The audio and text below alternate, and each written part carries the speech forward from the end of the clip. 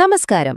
നിങ്ങളുടെ മൗലികാവകാശങ്ങൾ ലംഘിക്കപ്പെട്ടാൽ ആരെയാണ് നിങ്ങൾക്ക് ചോദ്യം ചെയ്യാൻ കഴിയുക? അപ്പോ നിങ്ങളുടെ മനസ്സിലേക്ക് ആദ്യം ഓടിയെത്തുന്നത് സർക്കാർ എന്നായിരിക്കും അല്ലേ? അത് ശരിയാണ്. പക്ഷെ കഥ അവിടെ തീരുന്നില്ല. ഉത്തരം നിങ്ങൾ വിചാരിക്കുന്നതിലും ഒരുപാട് വലുതാണ്.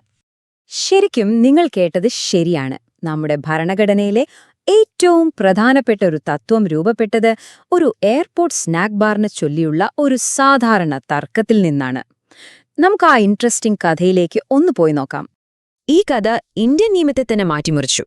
അതാണ് RD. Shetty versus international airport authority of India case.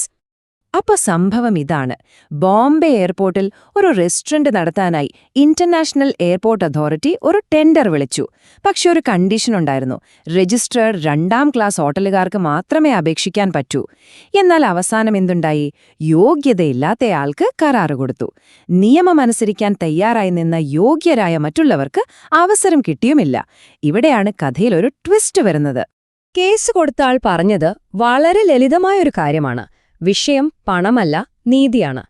നിയമങ്ങൾ എല്ലാവർക്കും ഒരുപോലെ ബാധകമാവണം.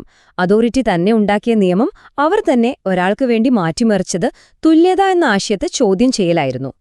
ഇതായിരുന്നു സുപ്രീം കോടതിയുടെ മുന്നിലെത്തിയ ഏറ്റവും പ്രധാനപ്പെട്ട ചോദ്യം. അതായത് ഒരു എയർപോർട്ട് അതോറിറ്റി ശരിക്കും പറഞ്ഞാൽ ഒരു സർക്കാർ സ്ഥാപനമല്ല. അപ്പോ അങ്ങനെയുള്ള ഒന്നിനെ ഭരണഘടന ഉറപ്പു നൽകുന്ന തുല്യത പാലിക്കാൻ നിർബന്ധിക്കാൻ പറ്റുമോ?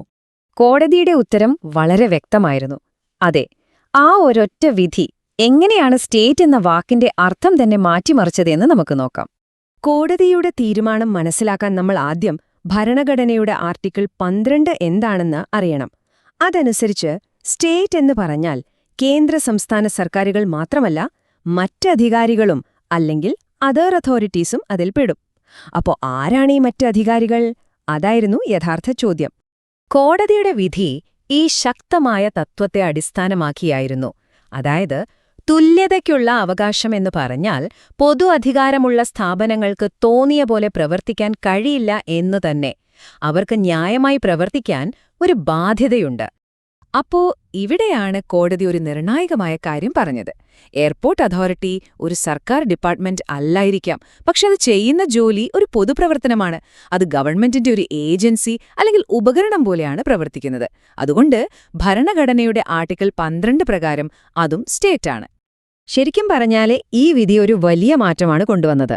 അതിനു മുൻപ് ഉത്തരവാദിത്വം എന്ന് പറഞ്ഞാല് അത് സർക്കാർ ഓഫീസുകളിൽ ഒതുങ്ങിയിരുന്നു. പക്ഷേ ഈ വിധിയോടെ ഒരു സ്ഥാപനം ആരാണ് എന്നതിനേക്കാൾ പ്രധാനം അത് എന്ത് ചെയ്യുന്നു എന്നതിലായി. ആ ഒരു മാറ്റം വളരെ വലുതായിരുന്നു. ഈ ഒരൊറ്റ വിധി ഒരു ഡോമിനോ എഫക്റ്റ് പോലെയായിരുന്നു. ഒരുപാട് ശക്തമായ സംഘടനകളെ പൊതു ഉത്തരവാദിത്വത്തിന്റെ ഈ വലയത്തിലേക്ക് കൊണ്ടുവന്നു. എയർപോർട്ട് അതോറിറ്റിയിൽ തുടങ്ങിയ ഈ മാറ്റം പിന്നെ എവിടെയെല്ലാം എത്തിയെന്ന് നമുക്കൊന്ന് നോക്കാം. ആരൊക്കെയാണ് പിന്നീട് ഈ വികസിക്കുന്ന വലയത്തിലേക്ക് വന്നത്? ഒന്ന് ആലോചിച്ചു നോക്കൂ. നമ്മൾ ദിവസവും ഇടപെടുന്ന KSEB, നമ്മൾ പഠിച്ച സർവകലാശാലകൾ, LIC, RBI പോലുള്ള സ്ഥാപനങ്ങളൊക്കെ മൗലിക അവകാശങ്ങളുടെ പരിധിയിൽ വന്നു. അതിനർത്ഥം അവർക്കും നമ്മളോട് ന്യായമായി പെരുമാറാൻ ഒരു ഭരണഘടനാപരമായ ബാധ്യതയുണ്ടായി. കഥ അവിടെയും തീർന്നില്ല. ONGC, ദേശസാൽകൃത ബാങ്കുകൾ, റെയിൽവേ, എന്തിന് ഒരു സൊസൈറ്റിയായി രജിസ്റ്റർ ചെയ്ത ശ്രീനഗറിലെ റീജിയണൽ എഞ്ചിനീയറിംഗ് കോളേജ് പോലും സർക്കാരിന്റെ ഒരു ഉപകരണമായി പ്രവർത്തിക്കുന്നുണ്ടെങ്കിൽ ഈ നിയമപരിധിയിൽ വരുമെന്നായി. അപ്പൊ സ്വാഭാവികമായും ഒരു ചോദ്യം വരും. ഒരു സ്ഥാപനം സ്റ്റേറ്റ് ആണോ അല്ലയോ എന്ന് എങ്ങനെ തീരുമാനിക്കും? അതിനായി അജയ് ഹാസിയ കേസിൽ കോടതി ചില മാനദണ്ഡങ്ങൾ മുന്നോട്ടുവച്ചു. സർക്കാർ സാമ്പത്തിക സഹായം നൽകുന്നുണ്ടോ? ഭരണത്തിൽ പൂർണ്ണ നിയന്ത്രണമുണ്ടോ? ചെയ്യുന്ന ജോലിക്ക് പൊതുപ്രാധാന്യമുണ്ടോ? എന്നൊക്കെയുള്ള ചില ചോദ്യങ്ങൾ ചോദിച്ചാണ് ഇത് തീരുമാനിക്കുന്നത്.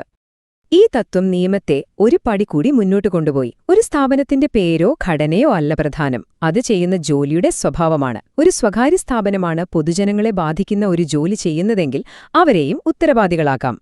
ഇതിന് ഏറ്റവും നല്ലൊരു ഉദാഹരണമാണ് BCCI. BCCI ഒരു സ്വകാര്യ ബോഡിയാണ്. പക്ഷേ അവർ എന്താണ് ചെയ്യുന്നത്?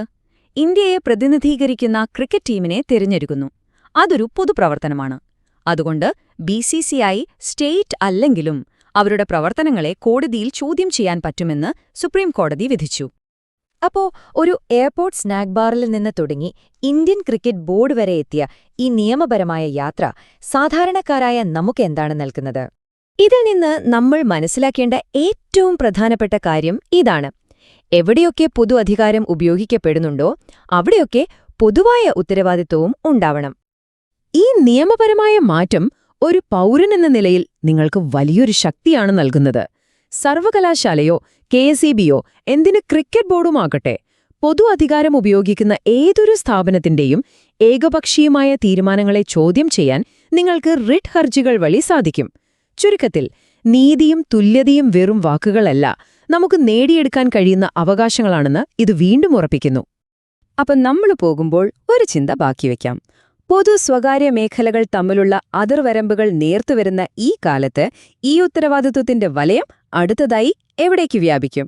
അടുത്ത തവണ കാണുന്നതുവരെ നന്ദി.